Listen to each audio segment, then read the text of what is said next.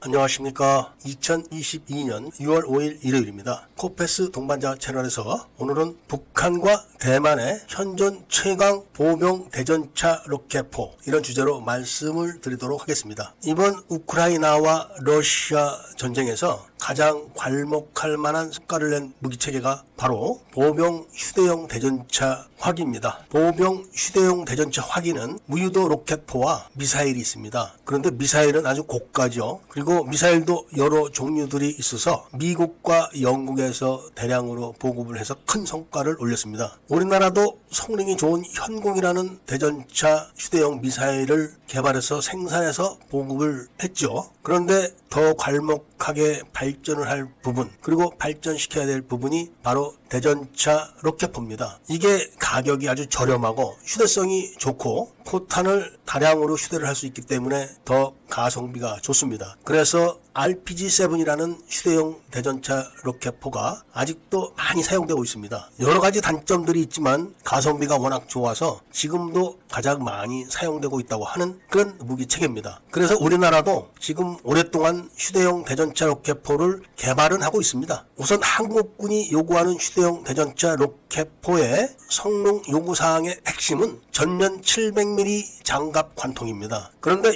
이런 휴대용 대전차 로켓포는 지구상에 없습니다. 만들면 좋지만 만들 수가 없는 거를 만들려고 했기 때문에 못 만들고 있는 것이죠. 지금까지 하나가 그 프로젝트를 수행하다가 육군에서 거부를 했기 때문에 그 내용을 밝힌 걸 좀 보면은 하나가 최대로 무게를 줄인 게 8kg라고 합니다. 그런데 이것저것 붙이면은 10kg가 넘어간다고 합니다. 한국군에서 사용하고 있는 판저 파우스트 3, 이게 거의 13kg가 나가는데 이 정도만 돼도 여군들은 어깨에 메고 조준을 하기가 어려울 정도로 무거운 겁니다. 이거를 하나가 줄여서 10kg대로 만들었다고 해도 무거운 거죠. 그래도 불합격 처리가 된 겁니다. 그런데 문제는 시가전에 대한 소요가 아주 크게 늘어났습니다. 북한도 지금은 대부분 도시에서 거주합니다. 그렇기 때문에 시가전 소요에 대비를 하려면 반드시 휴대용 대전차 로켓포가 있어야만 되는 겁니다. 꼭 대전차만 상대를 하는 것이 아니라 시가전에서 대콘크리트 진지를 상대를 해야 되는 그런 소요제기가 아주 높아졌기 때문에 그런 겁니다. 그런데 한국 육군은 70mm 대전차 장갑을 격파하겠다고 해가지고 ADD에서 지금 그 탄도를 내년까지 개발하는 것을 목표로 지금 진행하고 있기 때문에 그 이전에는 대전차 로켓포 개발을 할 수가 없는 겁니다. 좋게 보면은 성능이 높은 대전차 로켓포를 개발한다, 이렇게 볼 수 있지만 또 뒤집어서 보면은 시간을 끌고 있다, 이렇게 볼 수도 있는 현상입니다. 이런 재래식 무기를 가장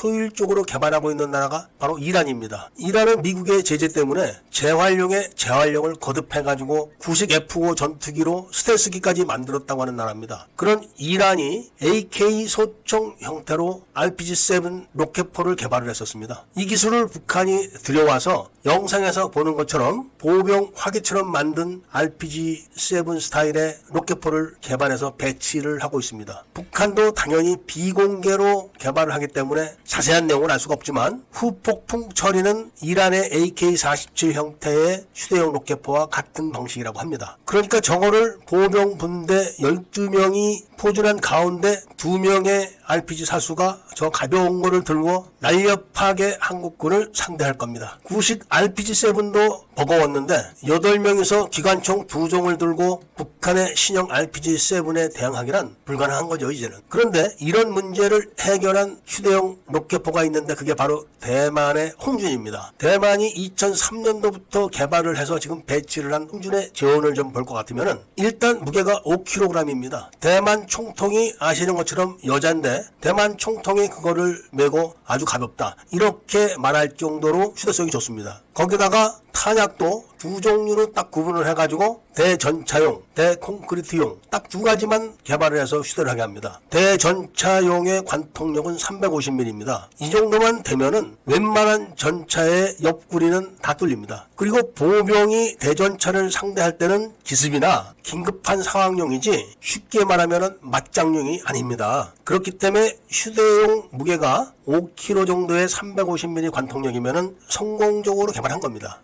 그리고 또 하나는 대진지용, 그러니까 대콘크리트용인데 최대 90cm까지 콘크리트 벽을 격파를 하니까 시가전에서는 아주 유용합니다. 대전차용의 사거리가 400m, 대콘크리트용이 150m니까 보병들이 분대에서 들고 작전하기는 아주 딱 맞는 그런 대전차 휴대용 로켓포입니다. 우리나라도 육군이 랑만 조금만 낮추면은 당장 내일이라도 개발할 수 있는 그런 기술력을 가진 나라인데 지금이라도 하루빨리 보병용 대전차 로켓포를 개발해야 한다, 이런 말씀을 드리면서 이야기를 마치도록 하겠습니다. 애국 시민들과 밀매분들께서는 구독을 꼭 해주시고 좋아요와 알림 설정을 부탁드리면서 이야기를 들어주셔서 감사드립니다.